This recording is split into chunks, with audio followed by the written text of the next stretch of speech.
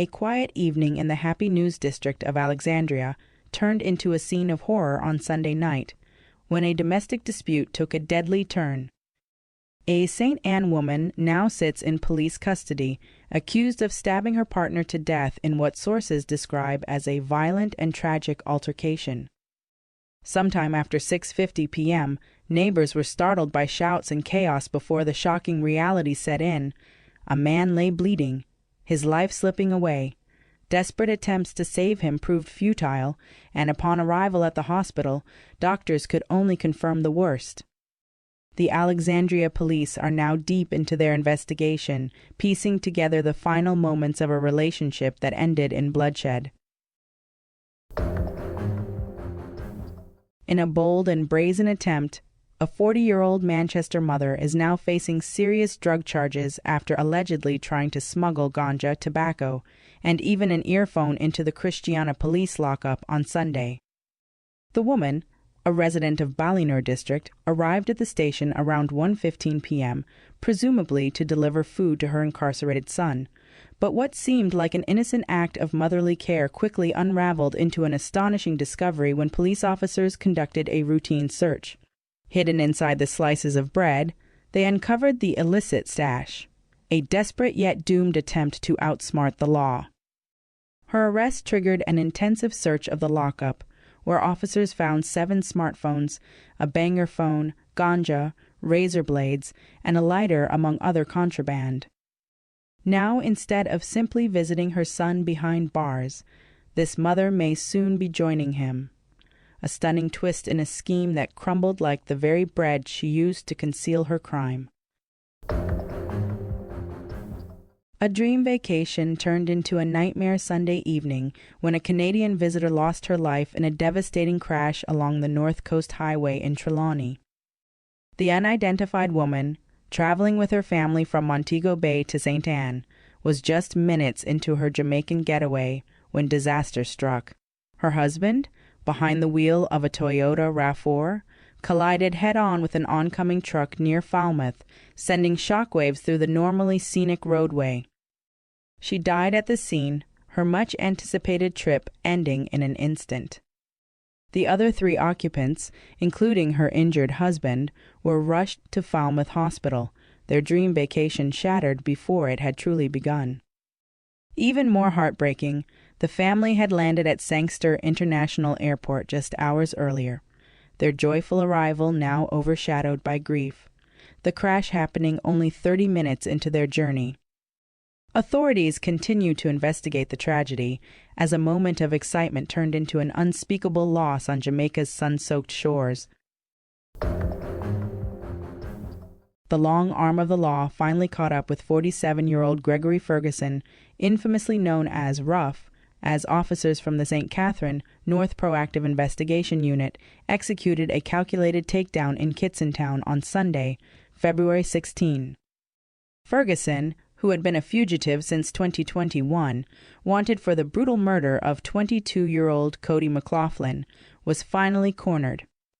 The streets of Spanish town St. Catherine had whispered his name in fear, but on this fateful afternoon his run came to a dramatic end. The breakthrough came during a high-intensity operation targeting wanted men in the parish. At 12:40 p.m., officers spotted their target behind the wheel of a Nissan Tita, cruising along Cherry Lane. With precision, they moved in, signaling him to stop. He complied, but his fate was already sealed.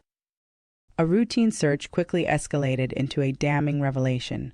Ferguson was indeed a most wanted fugitive, prominently featured in the JCF's Wanted Wednesday campaign.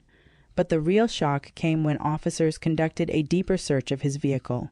Tucked away was a Smith & Wesson 9mm pistol, its magazine locked and loaded with 6 deadly rounds. With ironclad evidence in their grasp, law enforcement swiftly took Ferguson into custody.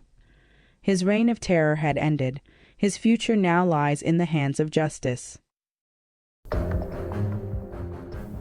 In a moment set to shake the very foundations of the music industry, dancehall kingpin Vybz Kartel will be honored with the illustrious MOBO Impact Award at the highly anticipated 2025 Music of Black Origin Awards.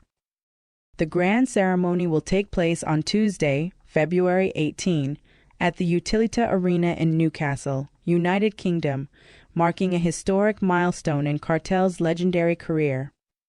The announcement, which sent shockwaves across the music world, was made via the official MOBO Awards Instagram page. This recognition comes 2 decades after Kartel's tumultuous history with the MOBOs. In 2004, his nomination for Best Reggae Act was controversially withdrawn due to the backlash over homophobic content in his lyrics, a moment that fueled widespread debate on censorship and artistic freedom in dancehall music. The Best Reggae Act category, which existed from 1996 to 2021, was later rebranded as Best Caribbean Music Act in 2022, further broadening the platform for Caribbean artists. This year, the nominees in the fiercely contested category include Spice, Popcaan, IG Marley, Valiant, Skillabang, and Shenseea, all titans of the modern Caribbean music scene.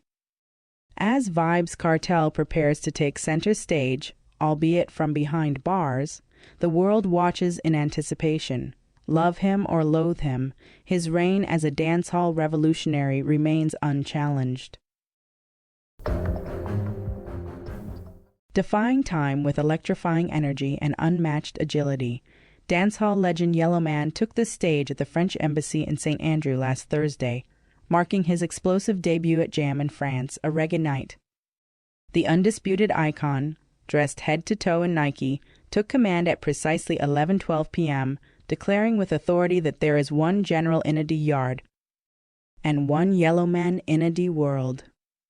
A statement, perhaps, aimed at the ongoing debate over the true king of dancehall.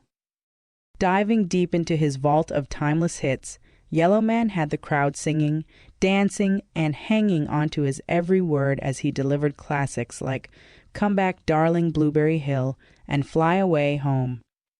He teased the audience with his signature playful charm, asking them what is his name, and they answered in unison, King Yellowman.